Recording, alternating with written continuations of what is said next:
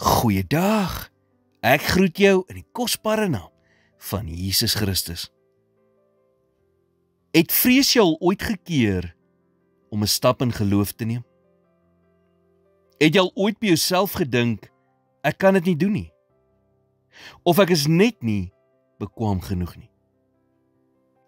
Vrees is een van Satan se gunsteling wapens, om ons te keer om vorentoe te beweeg en alles te word wat God ons geskape het om te wees.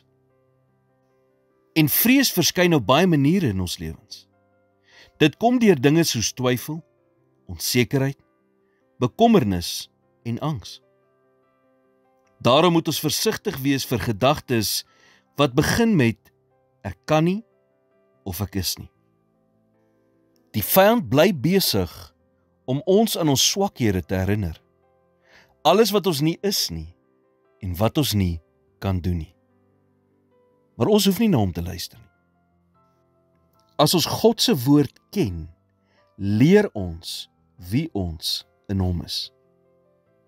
Die vyand sal altyd jou swakhede uitlig en vir jou vertel wat jy nie is nie en wat jy nie kan doen nie. En selfs al kan ek en jy nie veel doen nie, is al wat ons nodig het, God aan ons kant en 'n bietjie moed. God het ons geloof gegee en dit is wat ons nodig het om vrees te oorkom. Dit beteken dat al is ons soms bang, ons nog steeds vorentoe kan beweeg en groot dinge kan doen.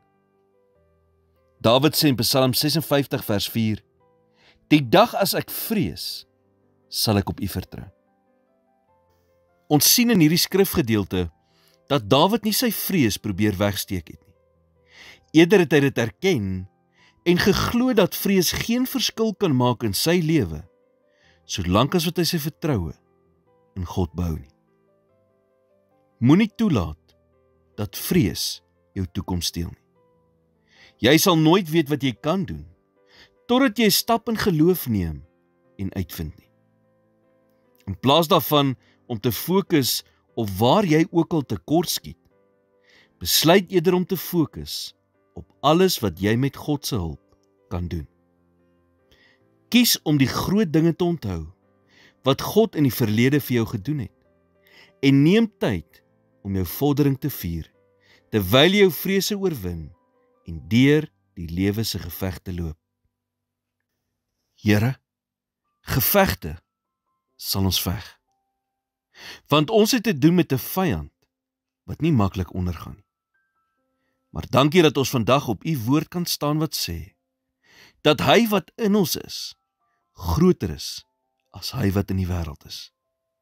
Daarvoor loof ons U. Amen.